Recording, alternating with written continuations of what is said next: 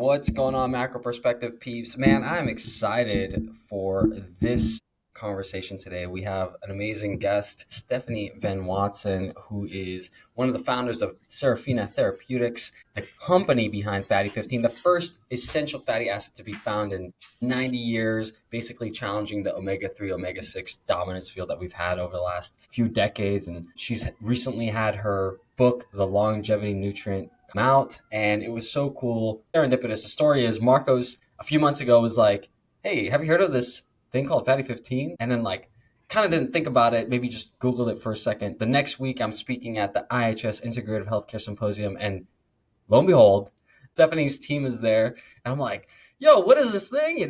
Right in front of my face, talking about it, had to research it, and it's, read the book, doing all this. But it is so cool to have the expert on this. Stephanie, thank you so much for coming onto the show. I really appreciate it. Oh yeah, Seamus, Marcos, it's great to be here. Great. Thanks for the invite. Yeah. We can just get right into it. I mean, 90 years to discover this thing, but tell us about that. Like, how do you even discover something like this? Yeah, well, the best discoveries come accidentally, right? So the intent was not to go hunting for the next essential fatty acid. As a veterinary epidemiologist, I was recruited by the Navy about 24 years ago, and to continually improve the health and welfare of Navy dolphins, which, as some people know, I don't even know how to swim and I'm terrified of water. So again, how that happened is amazing.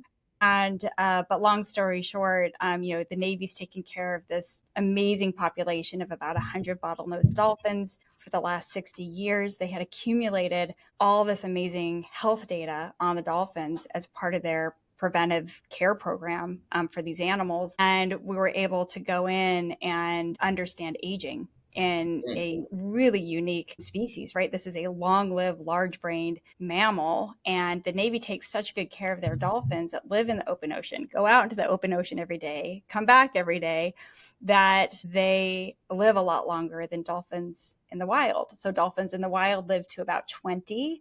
Dolphins at the Navy are living to their 40s and 50s, with 2 dolphins this year turning 60 years old. So I was given this incredible gift of coming in on health data that was half a century in the making, right? Will probably never get made again. Understanding over a decade of studies that we published, that understanding about 1 in 3 older dolphins developed aging associated conditions like high cholesterol and chronic inflammation, the full suite of changes like Alzheimer's and fatty liver disease, looking a lot like humans. So we were able to do an advanced technology, apply it called metabolomics. We were able to look to see which small molecules predicted the healthiest aging dolphins in their blood and in their fish. We thought it'd be omega-3s because all they eat are fish. And lo and behold, C15 was the top predictor of the healthiest aging dolphins. Had never even heard of it before. 10 years later, 100 studies and 62 patents. Here we are talking today. Crazy. It's been a journey. I think earlier Seamus was giving me a little additional roundabout education because he had a little more time than me to read your books.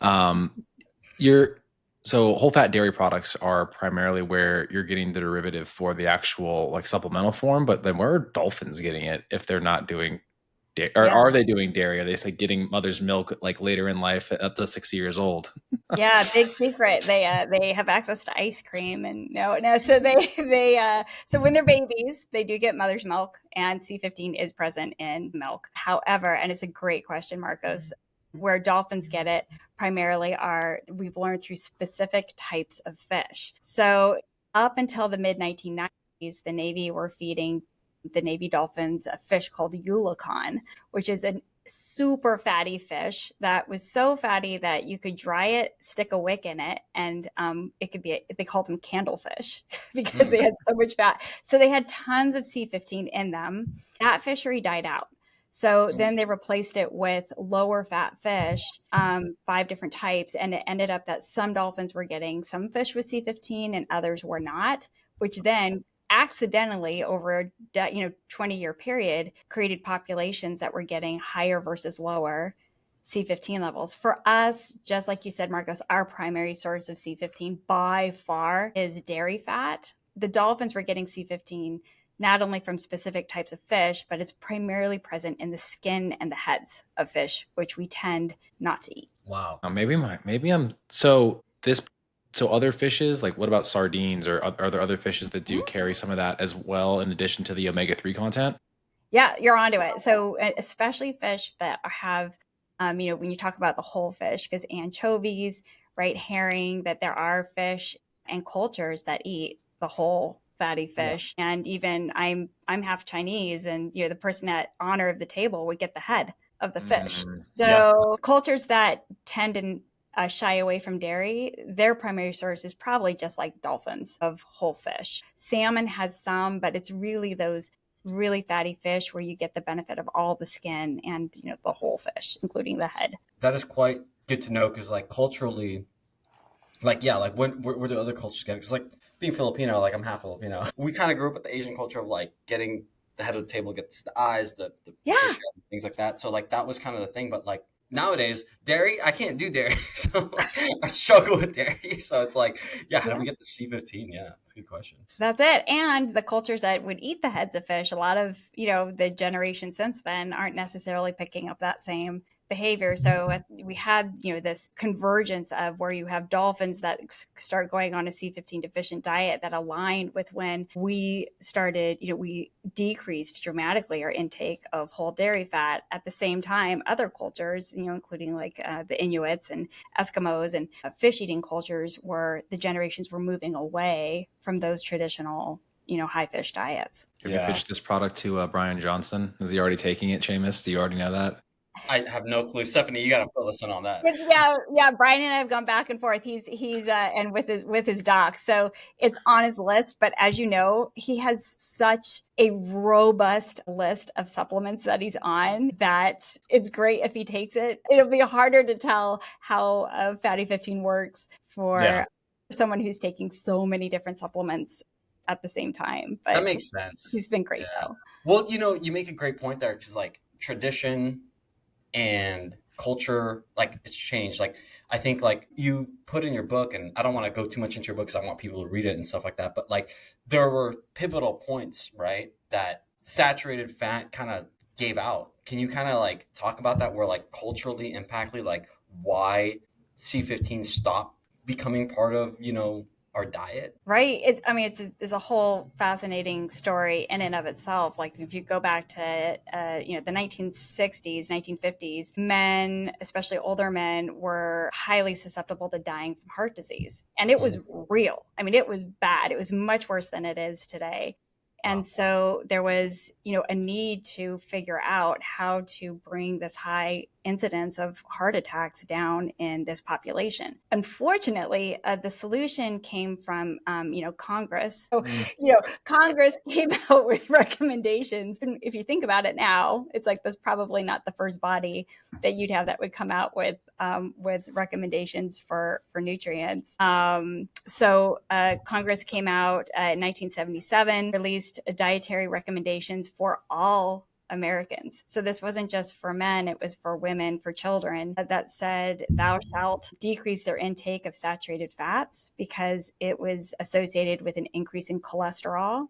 That higher LDL cholesterol was then associated with heart attacks. So they said the best way you can protect yourself is to eat foods with less saturated fats, specifically whole fat milk and butter. And that happened in 1977. And it was so easy. I remember I was 5 years old, and it was so easy for moms to go to the grocery store and basically go choose non-fat milk, right, instead of whole milk. And you're doing something really good for your family is, what we thought at the time. And then in 1990s, instead of things getting better, things were getting worse. So not only were we seeing heart disease being a problem, type 2 diabetes, obesity, all of these were increasing since the 1970s. So instead of thinking, maybe we didn't get it right, we doubled down. And so pediatric associations then moved it to babies and kids. And so, if you have a child, when our kid turned 2 years old, we got the recommendation saying it's time to move your child off of whole fat milk because, it's bad for them. So we've have these two waves where now people who were born in the 1990s, they're now in their 30s and 40s, getting what we describe as basically born into a C15 deficient world. And, this is the group, the cohort that we're seeing with an alarming rise in type 2 diabetes, coronary heart disease, colorectal cancers, like aging associated diseases are showing up in people way younger than they ever should. So that's why it's a lot of the urgency behind what we're doing is we have an opportunity to try to correct this. So modern science is pretty fascinating, right? Like you can get a Chobani Greek yogurt that's 20 grams of protein now, but it's like they've just it's not that they've added in whey either. It's just like you know what I mean? Like you have the ability to kind of get a higher yield of the things you want from it. So is there a way to almost isolate C15 in dairy so that you're maybe, again, maybe too much saturated fat could potentially be bad? But do they have the ability? Do you think they will ever get to that point where they can kind of make a super milk where it's higher in fatty, like C15? Yeah, Marcos, it's nail on the head, right? This is a huge goal of ours. So when we were working with the Navy, right, on this, as we made this discovery, all of our research was funded by Office of Naval Research, for the last 10 years of studies. They unfortunately realized that there just aren't enough fatty fish in the ocean for the Navy Dolphins. So they then challenged us and said, hey, can you create a pure C15 ingredient that we could provide reliably to the Navy Dolphins? So the development of the supplement was for the Dolphins. It ended up, we joke and we say this is no humans were harmed in the making of this dolphin supplement. Love it. The Navy enabled us to be able to move forward on this technology. So the supplement is part of the solution, not just for dolphins, for humans. But Marcos, to your point, there are other things we can be doing. So we know that if cows are fed grass, they have twice as much C15 in their milk fat than if they're fed corn. So if they're fed high altitude grass, they have even more C15 than if they eat grass that's at sea level. So it's one reason why people who live in the mountainous region of Sardinia, which is a high longevity zone, they have C15 levels that are 2 to 3 times higher than ours. And it's because they're eating cheese that's from their local high altitude grass fed sheep called Pecorino. Yeah. So that means, and they have these high levels, and it's not because they have a supplement, right? They have it and they're living a long time because there are ways that we can get there through the food supply. So one of the things we're really pushing for is, and to create a demand for, is for the dairy industry to report how much C15 is in their product, in an ingredient label, because I'll pick the butter or the milk or whatever that has the highest amount of C15 in it. There'll be a demand for that. So it seems to me that part of this whole process, this century-long process that's going on with the dolphins, it's kind of weird because it's kind of like this polymath issue. It's like a cross-pollinating where it's actually hey, we're actually looking at our food supply now. We have to approach the dairy industry. We have to approach these things to be hey, if we want longevity to be at the forefront for not just these dolphins, but for people in our country. And we look at other countries, Sardinia, for example, but you're looking at your food industry now, what qualifications? And it's crazy how you're now having to not be just oh, we're doing a supplement. No, we're looking at the whole food logistics system. Yeah, it's how do we get, we know that, the plant-based milks don't have C15 in them, that a lot of infant formulas, that they don't have cow's milk in them, which a lot don't because of allergies, kids have allergies. Yeah. They don't have C15 in them. So it's just how do we get C15 back into the food supply? We just at least revisit. There's over 100 studies now on C15, including showing that the more C15 mom eats, the more C15 she has, the more she has in her milk. The more C15 baby gets from mom, the better that baby's growth and development, all the way up to 6 years old, showing better cognition and better language skills. So it's we need to at least, as a society, review the data that are now in front of us, because you just can't explain it away anymore, and to say, what do we need to do as part of this movement to help? If you knew you're sitting on vitamin C deficiency and scurvy and vitamin D deficiency and rickets, what we're proposing is that there's clear evidence of a C15 deficiency and what we call cellular fragility syndrome. The good thing about nutritional deficiencies is they're fixable. we can fix this. And it's not because we're selling a supplement. There are a lot of things we can do as a society to help fix this. It's funny how all roads point back to these blue zones, but for maybe reasons that we didn't necessarily intend. And I think it's funny you mentioned that too about like the dairy allergy, because like that was literally my daughter.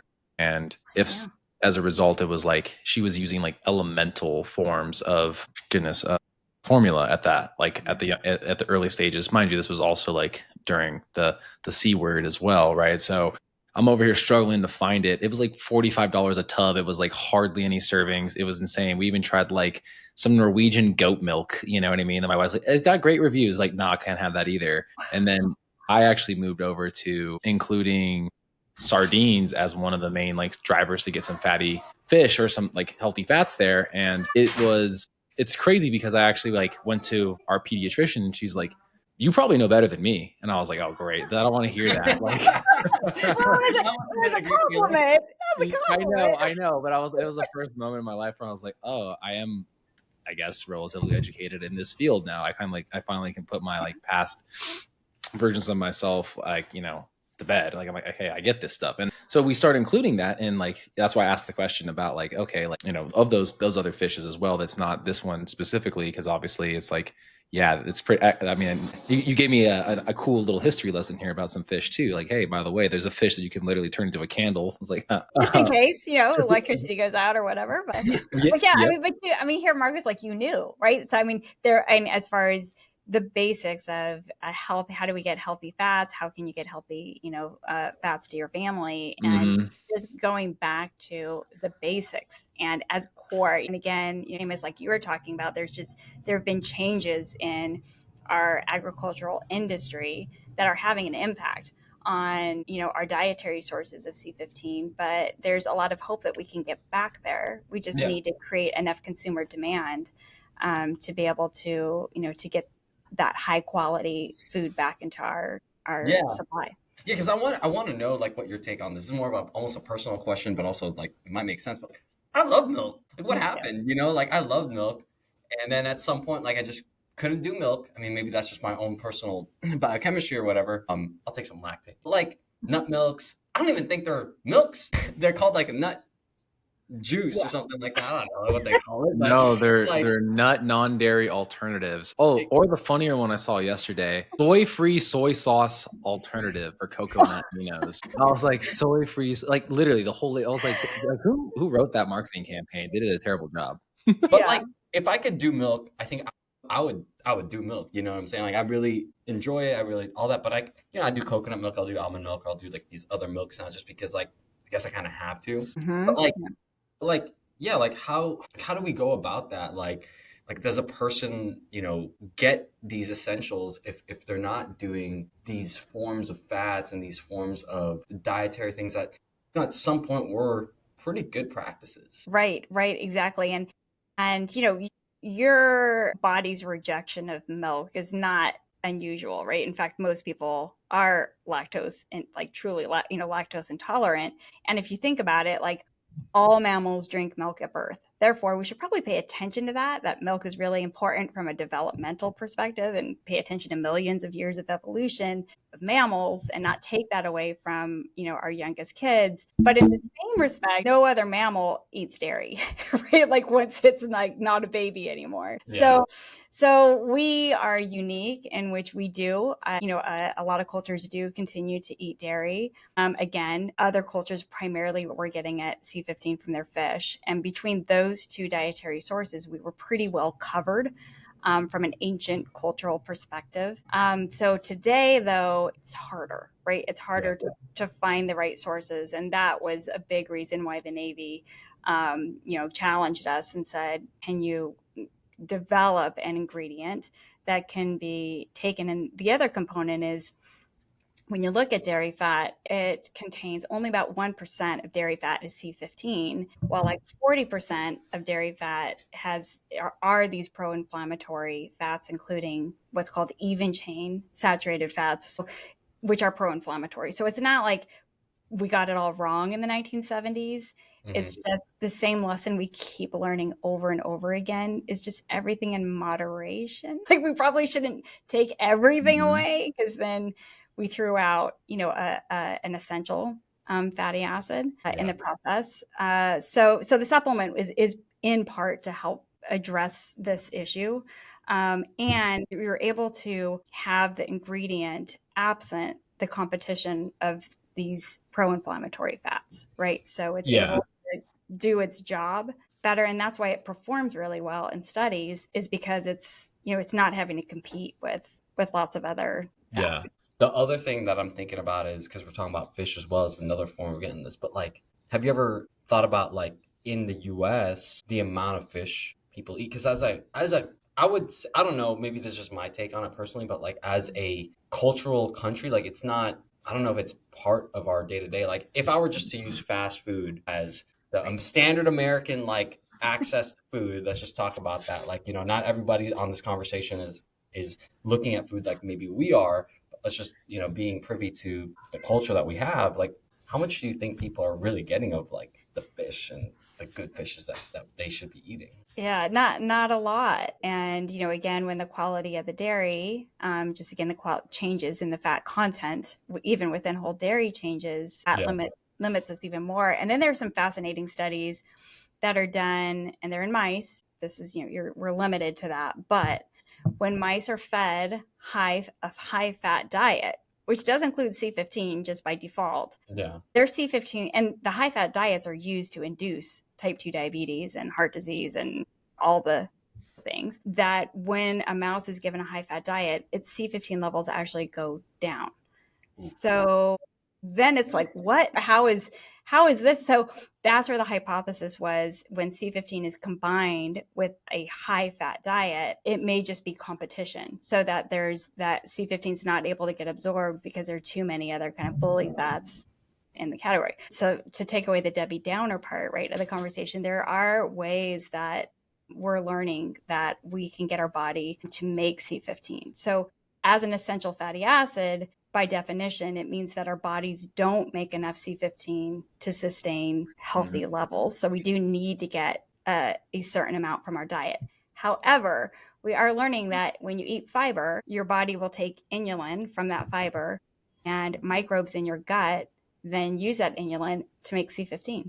And it's that there's a group that did a whole series of studies that explained how fiber helps improve liver health.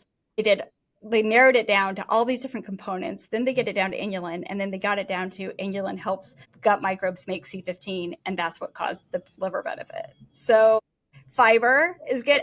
When we exercise, we release C15 from our tissues and get it into circulation. People who eat organic food, we aren't quite sure why, but choose organic food, have higher C15 levels. So there's, we're learning there's more and more we can do that doesn't have to be just eating dairy, even though that is the most direct line to getting your C15. How much is, like, how many milligrams or grams is considered an efficacious amount for this essential fat? Yeah, it's a great question. And what's nice is we get a cheat sheet because it's essential. Our bodies, we have evolved to be really good at absorbing C15. That then allows us to know how much we need to eat to achieve active levels in our body to trigger the receptors and all these wonderful mechanisms that lead to the benefit. And they all line up, Marcos. So it's like a lot of times you're left with, like,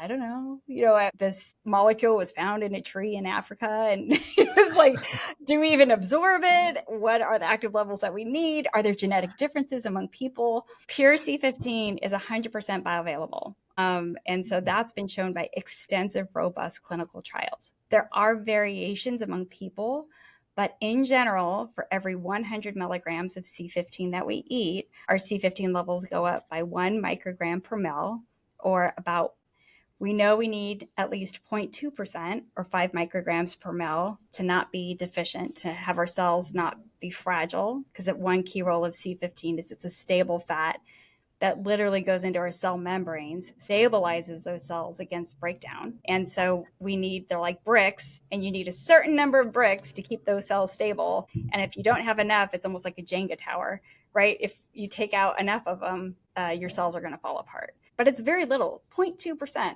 of all fatty acids in your cells. So you need at least that amount to keep your cells stable. The good thing is we know that means about 1 to 200 milligrams of C15 per day to achieve the levels that keep our cells stable. And that also matches with, we know C15 activates a lot of really important receptors for health, for longevity. It activates AMPK, it inhibits mTOR, like right at the heart of the longevity pathway. All of these concentrations align with the same concentration of this 5 micrograms per mil. So nature has spent a lot of time to get just the right amount that we need to stay healthy. That was a long answer to a short question. No. We love the long answer. 300 milligrams a day. We love the detail, and then I think at the end that you wrapping up with like 100 to 200 milligrams like per day, essentially. But what if you go to 4? Better or worse? Yeah. So that's where Sardinia and a couple of other studies suggest that we might be able to optimize, right, our C15 levels. Well, we're all about optimizing here. Wait. Before you go there, though. Okay, so since we're in the space of optimization, Seamus and I, right, and as are you, I would take it. I think it's important to note, like you just said, the essential levels of 100 to 200 milligrams per day, meaning that your body will respond accordingly and it's doing it what it needs to do. But, like you're saying, these other areas you're about to dive into, so optimization. And is there an upper limit would then be my follow-up question as well? Yeah, so it's really a fascinating molecule, and it's called pleiotropic, which means that it's a promiscuous molecule that does a lot of different things, right? So C15 plays everywhere, okay? And it'll play differently in different spaces. So for example, it helps repair mitochondria, right? Which we know is so important to our health and longevity. Its sweet spot, C15's sweet spot, is in this 5 micrograms per mil. There's benefits above and below it, but its greatest benefit is at that sweet spot of 5 micrograms per mil. So for mitochondria, having more doesn't necessarily make it better. But then there are other areas, like when we look at longevity and when we look at, we just published a paper on cognitive health showing that C15 has 2 neuroprotective activities where it inhibits 2 enzymes. One's called FAAH and the other one's called MAO-B. But it basically, by doing that, it protects healthy levels of dopamine and endocannabinoids in our brain. It's why people who take it, including myself, have better, deeper sleep, calmer mood, less joint pain. There is a dose response that as you go from 0.2 to 0.5% of C15, it has increased improvements in those helping on those activities. In Sardinia, so the average person throughout the world has about 0.2%. So just on the edge of being deficient, right? Because of all of our dietary changes. In Sardinia, they're 0.4 to 0.6%. So they're 2 to 3 times higher levels than us. They're living longer. They specifically live longer because they have a lower risk of dying from heart disease. And there's a separate study that was done by Harvard and a whole collaborative group of universities. They did this large cohort study in humans, and they showed the same thing, that the higher the C15 levels, getting from 0.2 to 0.4 to 0.6, there was a linear decrease in your risk of developing cardiovascular disease. And a paper that just came out last month showed that same effect for hypertension, so a lower risk of high blood pressure. So at least around heart health, longevity attributed to not dying from heart disease, which is the number 1 cause of mortality globally, C15 does appear that we can optimize these levels beyond what, just not being deficient is to help us live longer. Yeah. Got to hang out in Sardinia, Marcos. We got to hang out in Sardinia, dude. I know, with my ancestors, Seamus, who remind me of his name with Longevity AI that was talking about all the senescent cells? Leo. Yes, I'm sure you two talked at the conference, Steph. No, if not, Stephanie wasn't at the conference. I know, I wasn't at that one. At it? Well, I think that they should talk because I was like, you're mentioning the thing that makes me think of because of the clearance of certain or the zombie cells or whatever as part of the ability of what the essential fat is doing. Seems like these two people, if they had some research to look at it, would probably correlate in my head. And is it a linear dose response relationship, like you're saying there with It that? is. Like, okay, Yeah. it's not logarithmic, or does it hasn't, you haven't really seen that at this point based on how much Yeah. you're It's dosing? it's linear, and it's linear based upon the concentration. So a lot of these are, well, one is epidemiological studies, so showing truly as you go from 0.2 to 0.6% of C15 in your circulation, you decrease is correlated linearly with a decreased risk of hypertension and of heart disease. That matches with when we move into the lab and we look at how well it activates certain receptors or activities. That is for sure a very clean and clear kind of typical drug like dose response curve where the dose goes up and the activity goes up. Yeah. We've gotten some like feedback on this. One of our coworkers, hopefully he's comfortable with me sharing this. I won't even say his name, but he genetically has, lipid profile that is, more in the higher end. And he literally said the only thing that helped drop it down, outside of everything that he does, is like he went on it for 3 months, like as an experiment, with the Fatty15. And he's like, dude, everything went, like the numbers needed to be in the right ranges. Then as soon as he got off of it, he's like, man, I gotta jump back on, because like all his lipid profile was just like not up. So he really attuned some of these things. So like, yeah, it seems like obviously in the long term, right, with those cognitive benefits, but also just because of those short term benefits within a 90-day window, like those biomarkers, your LDL, triglycerides, your A1C, all these things, getting into the right reference ranges, right? Yeah, that's exactly right, Seamus. And so when we were finding all these activities, and not just us, but now importantly others right around the world are working on C15. And so that's why there's over 100 papers. They're all available at discoverc15.com. So that's where all Yeah. the peer-reviewed papers are. And of course, in the book, it has a summary of a lot of them.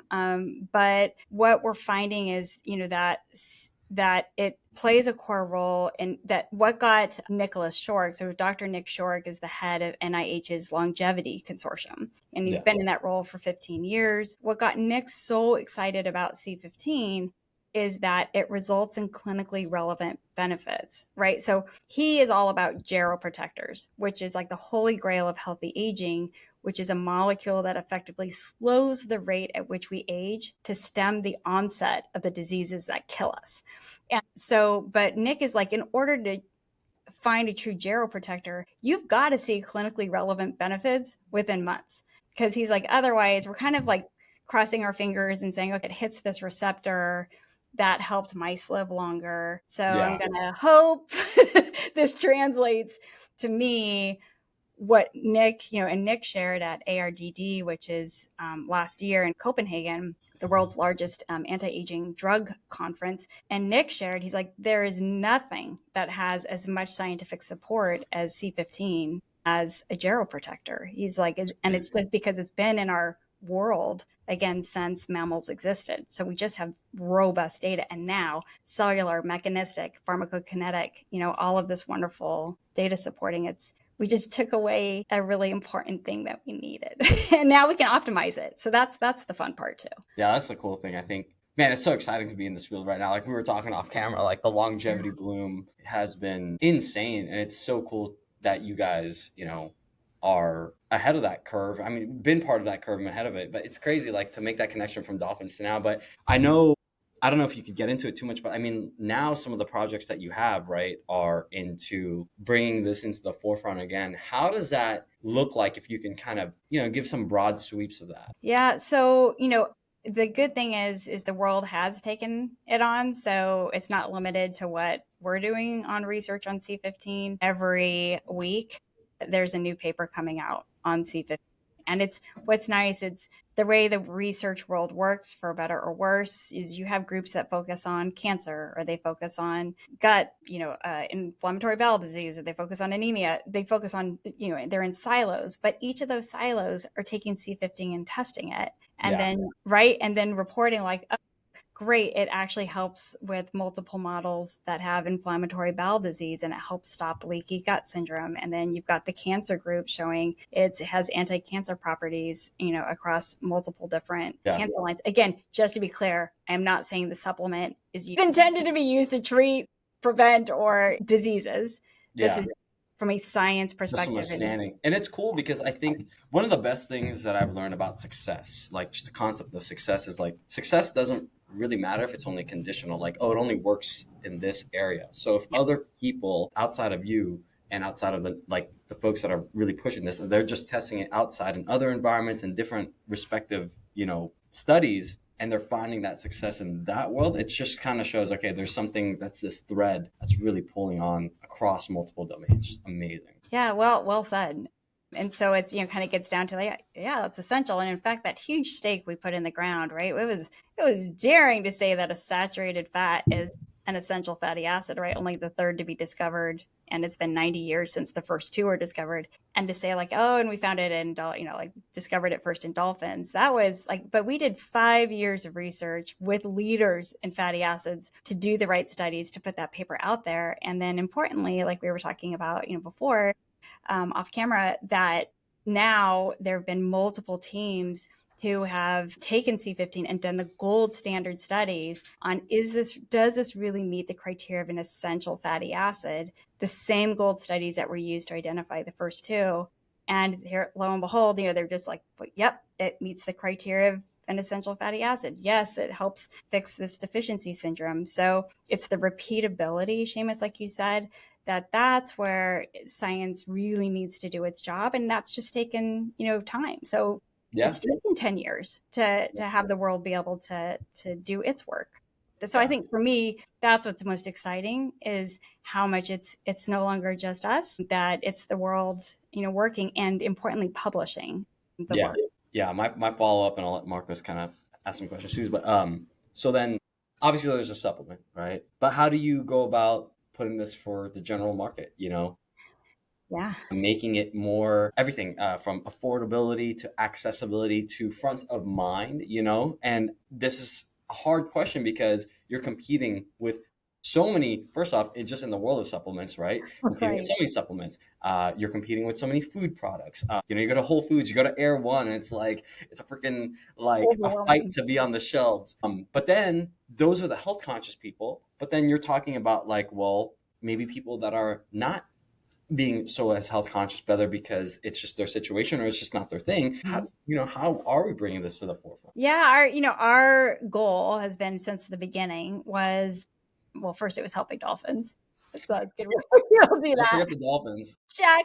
And then, but it was, it's credibility. So science had to come first. This was a huge, new piece of information to bring to the world. We better be right. And so we did a lot of work, again, with leaders, top skeptics in the world, who then not only were not skeptical, they were like on the C15 train, right? To be like, we have a moral obligation to bring this to the world, literally what they said. So, credibility. The second then was awareness. And so that was Fatty15. It was like, well, gosh, let's bring a supplement to the world. We were so nervous about bringing a supplement because we're like, it's so full of well-earned skepticism. There's a lot of snake oil out there. But the good thing is there are more and more brands that are coming out, science-backed, science-based supplements, and consumers are demanding it, and they should. So I do think we're at a renaissance for effective supplements. And then the last one is accessibility. And so to your point, Seamus, the goal is to be able to get C15 back into the food supply, again, through these agricultural practices that we've talked about, to be able to continue to back the health benefits of fiber, to get whole dairy fat for kids that can tolerate it, back to our children, looking at the quality of the dairy fat, and then to be able to have, for kicking off or spinning out an ingredient business led by Bruce Brown, who helped bring DHA to infant formulas. And he's amazing. He's been in public health and saving the world for decades. And we were very lucky to get Bruce, because everyone wants Bruce. And so he's taking the helm of that business to help really be able to get C15 infant formulas, cereals out to the world. Wow. It's been great to see, and to get it in his hands, we're very excited. That's crazy. How many studies have you been a part of, out of curiosity? Gosh, Too many to count? Well, no, they're countable. Almost 90. 90 studies. Almost all of them. Yeah, but this is not including when I say the 100 studies, it doesn't include the dolphin studies. This is all just the 100 are geared toward, showing that this is relevant and useful for humans. So, we did that decade of studies with understanding dolphin health and dolphin aging, and we were publishing in like the Journal of Wildlife Diseases and the veterinary, American Veterinary Medical Association. So very focused on that. Yeah. But all of that led up to, wait, Who we're would all have thought? Who would have thought? Like, who would Steph, have thought? were dolphins even like your top three favorite animals at some point? I know. Well, everybody loves dolphins. But because of my fear of water, that I didn't think I'd be spending much time with them. Yeah, And, crazy. little did I know, and they've just been just the gift that the Navy and the Dolphins have given us, because so much longevity research, and I'm not knocking it because there's a role for it, but so much of longevity research is focused on helping mice, worms, and flies live longer. And what we were gifted with was an opportunity to take care of a long-lived population, and then understanding that evolution has already figured out longevity, right? Evolution has already figured out how a human mammal or a dolphin mammal can live longer than a mouse mammal. So how do we live 37 times longer than a mouse? And then let's figure that out and then work from there. Yeah. And optimize it. And so that's this unexpected and surprising and wonderful gift that the dolphins gave us, is like, let's start from a long-lived species and then work our way up. Why was I just thinking that mice weren't mammals for like half a second there? I don't know, man. You're like, wait a second, Steph. I was like, wait a minute. I was like, I ain't never seen no mouse drinking the milk, but I guess like I've just never seen a mouse in general. So, oh my goodness, they got little itty bitty ones. Okay, I don't. My mind went there. I was like, wait a minute, the mouse is it not, or is it? I guess it's not an insect. I guess it would be. But yeah, I mean, being able to probably see that firsthand and watch like you just said, be able to, again, I'm imagining that it would be amazing just like to be part of that and witness it. But the other thing made me wonder too, because so you mentioned like, so these Navy dolphins, right? Dolphins out in the wild. I do have to ask one question here because now I'm curious. Do they get like naval health care? Do they get other things that are supposed to like help them out? I'm being serious here. Like, are there other influences that are allowing like human intervention to have them live longer, or are they unperturbed? Is it literally like you were just feeding them fish and they like, like they were just Pavlovian and came back to get fed, right? Or is there other things that are going on that might also be increasing their longevity as well? Yeah, Marcos, for sure. There are multiple factors. It's kind of like if you're thinking about a developed versus a developing country, where they have access to healthcare, they're given fish. Granted, we learned that we could optimize, we could get better on the types of fish they were being fed, which they now are doing, and they are protected from predators. If they get sick and they get pneumonia, they get antibiotics. So, there are a lot of things that help explain how dolphins live longer. That, growing up in a privileged world of good healthcare allowed them to live long enough to expose these similarities in aging, right? It allowed them to live long enough to get Alzheimer's, to get, to get high cholesterol and to get chronic inflammation. In the wild, you live to 20, you don't even get a chance to get old diseases. Yeah. So you get a cut, I'm out. And I think you were actually looking at, I see your name on this paper here with regards to like amyloid beta plaques in dolphins specifically. So you're actually able to, again, I feel like that's part of a lot of people's interest. And I'm sure that, God, remember, what's his name? Seamus, do you know the podcast I'm thinking of? Like he was like very heady with trying to figure out things for Alzheimer's because his mom was impacted by it. I'm forgetting the name, but I know Dr. Dale Bredesen is like the leader in like, well, I don't know. He's like one of the main leaders in Alzheimer's, like ending it. So yeah. Because then there was because wasn't a lot of the research with the beta amyloid plaque kind of falsified in a sense? Wasn't that like a big thing that happened in the last couple of years? And is it more of like a cholesterol, like calcium score, where it's like the presence of it might be downstream effect of something else going on that's like a metabolic syndrome or cholesterol issue versus the fact that it's the main reason why we have like that dementia or Alzheimer's kick in. Yeah, the research has really been fascinating, and it is continuing to evolve. That is it more of a biomarker, right, of the risk factor versus being the risk itself? Mm-hmm. And so you find papers arguing both. It's probably a substantial contributor to it, but the question is how did it get there in the first place, right? And so it's these underlying factors. And I think where C15 is going to be most relevant is it has to do with Alzheimer's, with people who have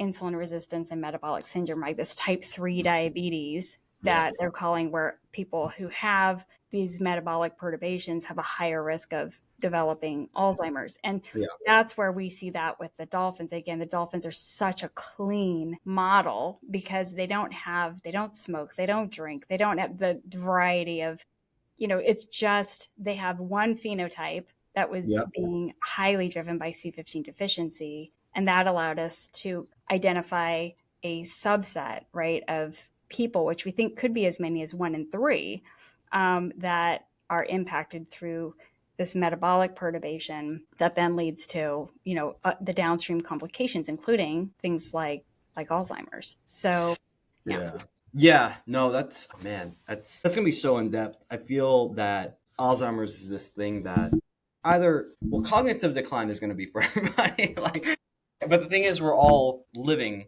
longer, and I feel like with the model that we work for at Synergenics, it's like, living well longer, live well longer. That's like the motto. But some people are going to get a disease state at 50 years old that they just have to deal with until they can even be 90 or 100 years old.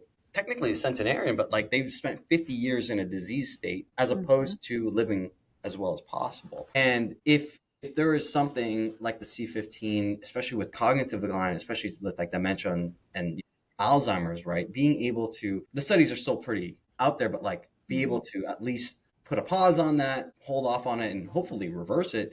Man, it would be amazing to probably get more insight on that. Because I think, I'm a big fan of Dr. Dale Bredesen's work. I really find Alzheimer's so fascinating, and kind of like the arguments around, beta amyloid plaques, and is it the thing that causes it, or is it just, a symptom of the things? And, like what is memory and why is memory loss happening? Is it a protective mechanism or is it not? I feel like these conversations get deeper, but not only are we talking about lifespan, health span, but that brain span, being able to live to 100, but literally have your cognitive functions about you until you're 100. And I think if we can go deeper into that space, I think that would be like the next holy grail, because everyone is living longer, especially like what you kind of talking about dolphins to humans. Like, yes, in the US, we have access to healthcare. It's just going to get better. Technology is just going to get better. Our nutrient landscape has to get better so that as we age, we are,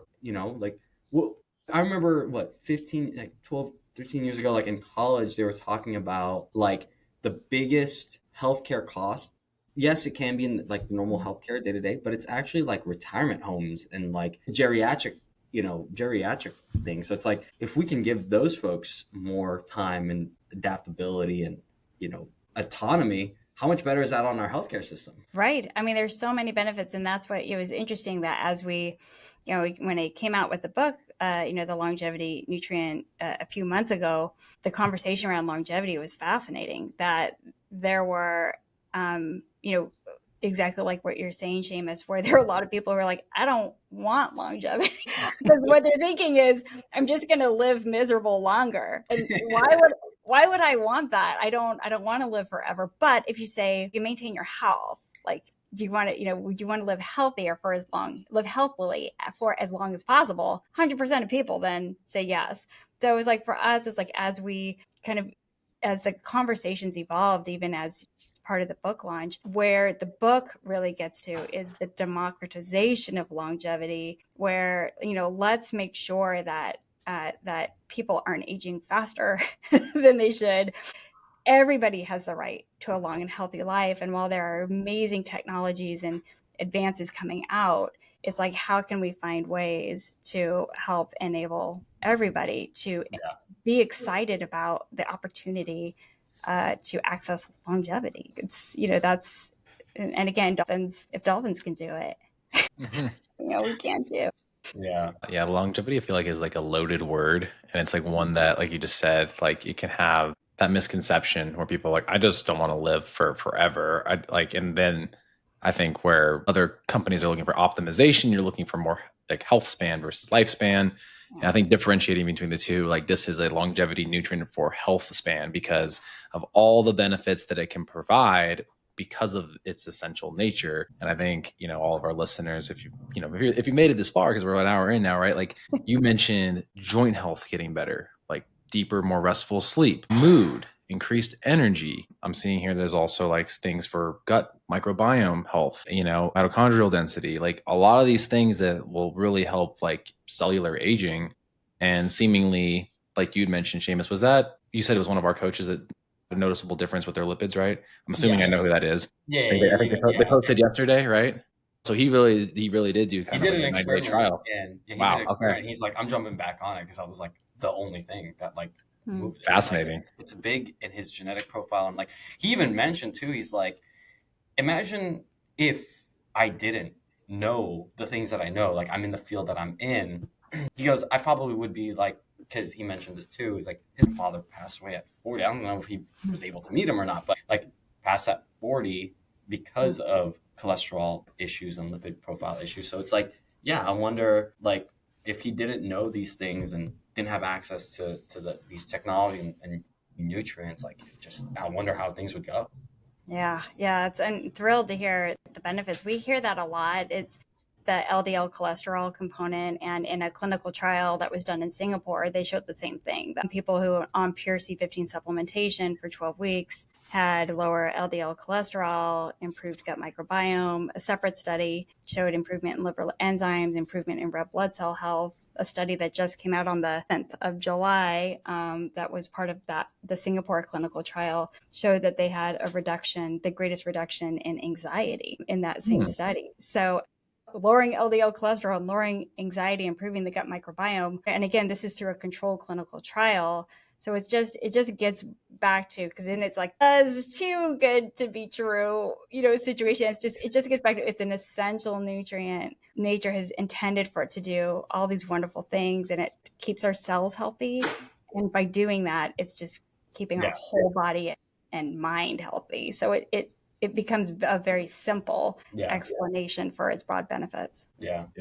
Well, I got a personal question, if that's cool. Yeah, of course. How does it feel to be at this forefront? How has this roller coaster ride been for you? Because like, if it's like doing the dolphin thing and this now and like all these new studies week by week, day by day, like how has it felt for you? Great. It's felt great. It's been, it's the big lesson is in science, right? Is follow the science, fail fast. If there's a hypothesis and it didn't pan out, don't force it, because it's not going to work in the end. But for C15, like we thought it was going to be omega-3s for the dolphins, and that's not what ended up not being the predictor of healthier aging dolphins. So for us, we had the hypothesis, we found skeptics, right? We found the people who were knowledgeable enough to know how to address the skepticism, so that we can work our way through it and to be ready for criticism. That when the first two essential fatty acids were discovered by Dr. George and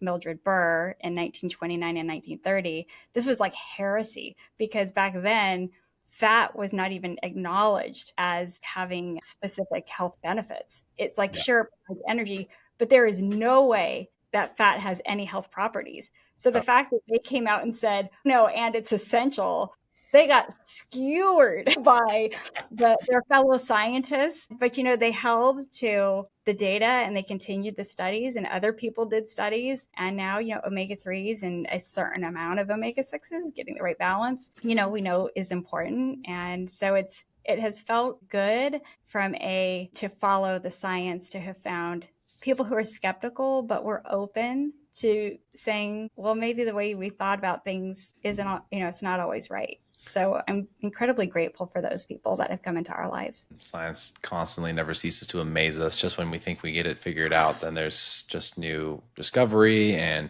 pathways that, I mean, but I think that's, I mean, the science purist in me is like, that's part of the process, is knowing that, like, you know, based on the technology of the time, this is the best information we have, and this is what we're running with until something else happens where you kind of, again, you're like, okay, that makes sense. Like you just said, like, we didn't, you know, we've known those other ones. Like, again, is there a fourth one? Is there a fourth mythical essential fat? I guarantee there is. I feel like we're just, now that we have metabolomics and we have these technologies that have been focused on pharmaceutical development, and we then turn those technologies onto nature, right? What does nature have to offer, and what do natural molecules do? Yeah, Marcos, like I think we're just at the very beginning of a giant explosion of understood new nutrients that we're going to really be able to use to optimize our long-term health. Seemingly, it seems like it's things that dive into the peptide sciences and also the bioregulator sciences, and all these things that the human body was already supposed to create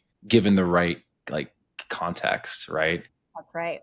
And obviously, we know the importance of the most popular peptide with insulin and what it's supposed to do and help regulate. And therefore, to me, it's like, oh, wow, like the new frontier in like aging and just like overall health are things the body seemingly kind of already naturally produces. It's just unlocking it and getting it to that optimized level is what we're like now tinkering with. And it's cool because, you know, hey, like you just said, it's like, give it 30 to 90 days. Anybody's like, probably like, it's not overly expensive to give it a try.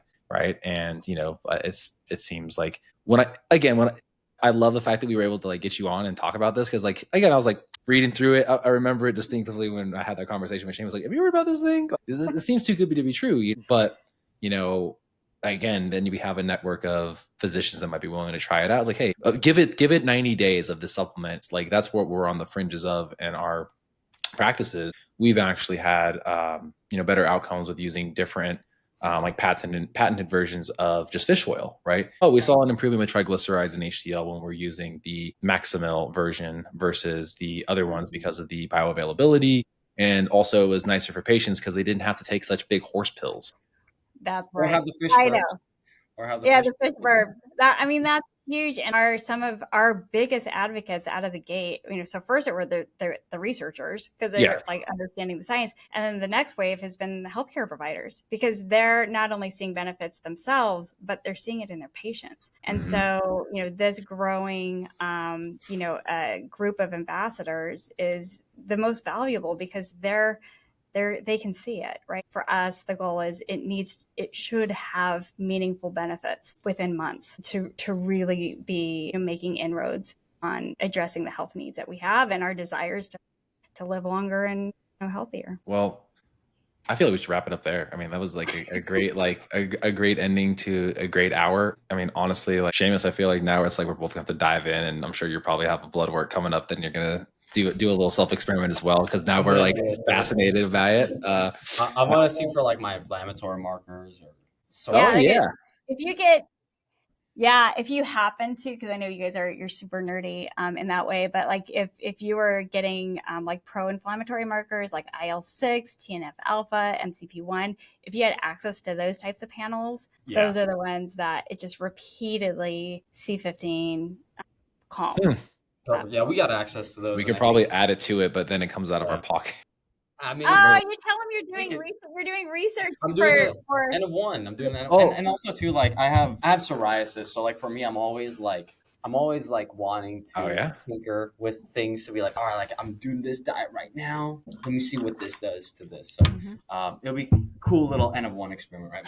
Yeah, if your skin gets better, dude, and it was all just maybe a essential fatty acid kind of irregularity, that'd be pretty cool. A good use case for sure.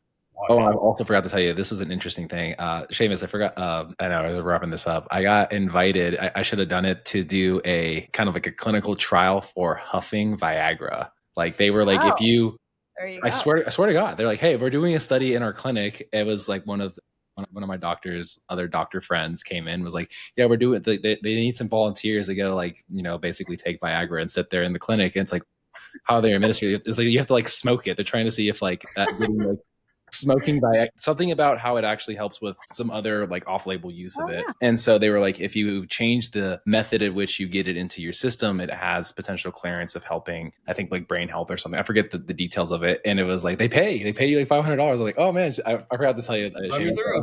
I Run me I through. was like, hey, babe, by the way, I'm going to be just over here. I may or may not be coming home later.